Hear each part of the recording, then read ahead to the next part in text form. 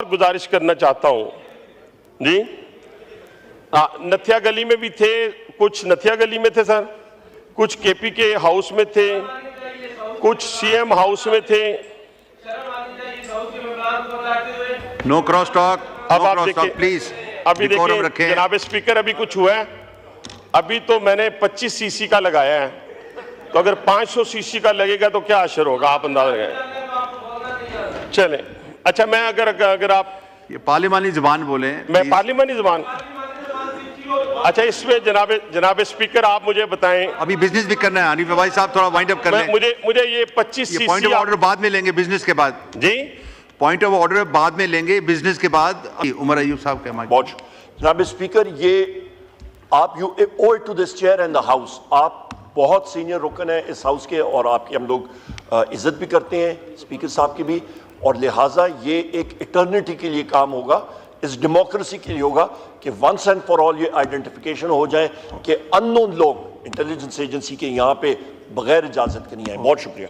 Okay, Rafiullah साहब नहीं आए अभी तक, वो उनका जी हनीफ अब्बासी साहब जी। एक मिनट सरदार साहब, आप मेरे बात जी, मेरी सीट जी। हाँ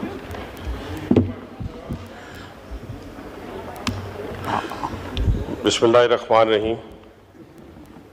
जनाब स्पीकर, मैं सबसे पहले तो वज़ीर आज़म पाकिस्तान को SCO के ऊपर कामयाब इनेकाद के ऊपर मुबारकबाद पेश करना चाहता हूँ। उसके अलावा 26वीं आईनी तरमीम के ऊपर मैं सारी पार्लियामेंट को मुबारकबाद देता हूँ। तमाम पार्टियां जो हमारे साथ थीं, जो अपोजिशन में, इवन कि मैं PTI को भी मुबारकबाद दूंगा। इन्होंने भरपूर शिरकत की, सेनेट के इजलास में भी, नेशनल असम्बली के इजलास में भी, और उन्होंने अपनी रजामंदी का इजहार किया। मैं समझता हूं कि इन्होंने पहली दफ़ा अक्लमंदी का मुजाहरा करते हुए अपने लीडर की बानी PTI की बातों को पस से पुश्त फेंकते हुए इस मुल्क के लिए, इस आइन के लिए जो किरदार अदा किया है, बानी PTI सेनेट के अपने तमाम मेंबरान और नेशनल असम्बली के तमाम मेंबरान को याद रखेंगे।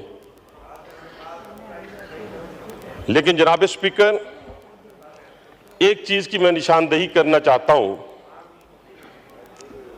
कि ये जो एक एजेंडा इख्तियार किया गया है PTI की तरफ से, और वो एजेंडा ये है कि हमने फ्लोर पे खड़े होना है, और अगर मुल्तान के किसी मोहल्ले से या रावलपिंडी के किसी मोहल्ले से मोबाइल गाड़ी पुलिस की गुजरनी है तो हमने उसको वीगो डाला कहना है। अगर कोई खातून, कोई माँ, बहन, बेटी शॉपिंग के लिए जाती है और 4 घंटे उस प्लाजे के अंदर सिग्नल नहीं आता तो हमने कहना है वीगो डाला ले गया। कभी हमने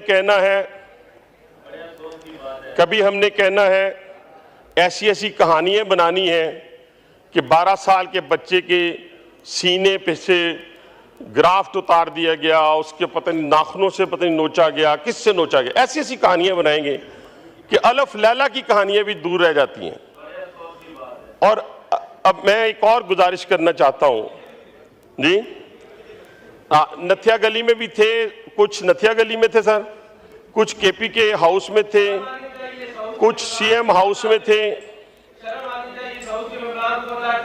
नो क्रॉस टॉक।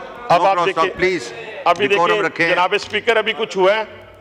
अभी तो मैंने 25 सीसी का लगाया है, तो अगर 500 सीसी का लगेगा तो क्या असर होगा, आप अंदाजा लगाएं। चलें, अच्छा मैं अगर आप ये पार्लिमानी जुबान बोले, मैं पार्लिमानी जुबान, अच्छा इसमें जनाब स्पीकर आप मुझे बताएं। अभी बिजनेस भी करना है हनीफ भाई साहब, थोड़ा वाइंड अप कर लें।